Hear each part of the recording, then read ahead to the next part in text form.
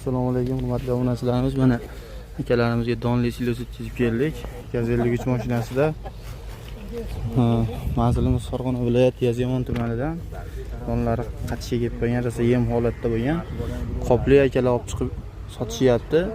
Rosa donli siloslarimiz.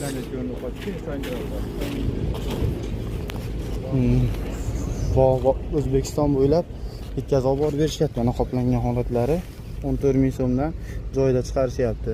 Masofasiga qarab yo'l kira minib yetkazib olib berishaveradi.